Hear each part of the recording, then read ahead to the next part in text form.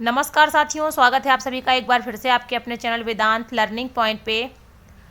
आज DElEd second year का प्रथम प्रश्न पत्र है जो आपका बचपन एवं बाल विकास, उसका एक टॉपिक है जो है स्मृति का अर्थ, स्मृति की परिभाषाएं, स्मृति के प्रकार और स्मृति की विशेषताएं अथवा लक्षण, इनके बारे में बात करेंगे। और वर्ग 2 में भी जो वर्ग 2 का सिलेबस है शिक्षा शास्त्र का, उसमें भी स्मृति और विस्मृति का टॉपिक दिया हुआ है। तो ये टॉपिक वर्ग 2 वाले बच्चों के लिए भी बहुत ही ज़्यादा इम्पॉर्टेंट है, तो इसे अच्छे से आप लोग देख लीजिए। स्मृति का अर्थ, मीनिंग ऑफ मेमोरी। स्मृति वह मानसिक प्रक्रिया है जिसके द्वारा मनुष्य अपने पूर्व अनुभवों को मानसिक संस्कार के रूप में अपने अचेतन मन में संचित रखता है और आवश्यकता पड़ने पर अपनी वर्तमान चेतना में ले आता है। स्मृति एक जटिल मानसिक प्रक्रिया है। मनोवैज्ञानिकों के अनुसार स्मृति की परिभाषाएं अग्रलिखित हैं। वुडवर्थ के अनुसार स्मृति सीखी हुई वस्तु का सीधा उपयोग है। Memory is the direct use of what is learned. McDougall के अनुसार है स्मृति से तात्पर्य है अतीत की घटनाओं के अनुभवों की कल्पना करना और इस तथ्य को पहचान लेना कि ये अतीतकालीन अनुभव है। Memory implies imagining of events as experienced in the past और recognizing them and belonging to one's own past experience. Hilgard के अनुसार स्मृति वह मानसिक प्रक्रिया है जिसमें अतीत में सीखे गए ज्ञान, अनुभव या कौशल का पुनः स्मरण किया जाता है। Memory is that mental process which involves recalling the previously learned knowledge, experience और स्किल। नन के अनुसार हमारे अनुभवों को संचित करके रहने वाली शक्ति जब चेतना से युक्त हो तो हम उसे स्मृति कहते हैं। रायबर्न के अनुसार अपने अनुभवों को संचित रखने और उनको प्राप्त करने के कुछ समय बाद चेतना के क्षेत्र में लाने की जो शक्ति हम में होती है उसी को स्मृति कहते हैं। The power that we have to store our experiences and to bring them into the field of consciousness some time after the experiences have occurred is termed memory. स्मृति के प्रकार। मनोवैज्ञानिकों ने स्मृति के निम्नलिखित प्रकार बताए हैं।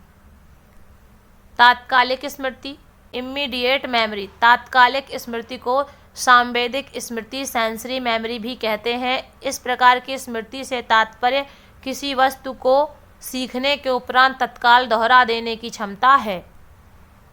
स्थायी स्मृति, परमानेंट मेमोरी। जब किसी व्यक्ति के मन में सीखे हुए तथ्य स्थायी रूप धारण हो जाते हैं और उन्हें वह कभी भी नहीं भूलता तो इसे स्थायी मेमोरी कहते हैं। सक्रिय स्मृति, एक्टिव मेमोरी।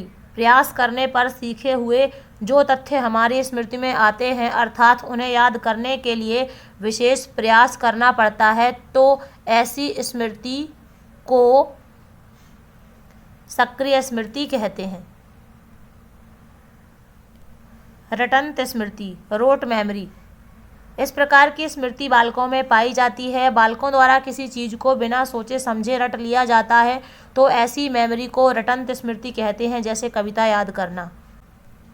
निष्क्रिय स्मृति, पैसिव मेमोरी। जब बिना किसी प्रयास के सीखा हुआ कोई तथ्य हमें याद आ जाता है तो ऐसी स्मृति को निष्क्रिय स्मृति कहते हैं। ऐसी स्मृति का विशेष लक्ष्य नहीं होता।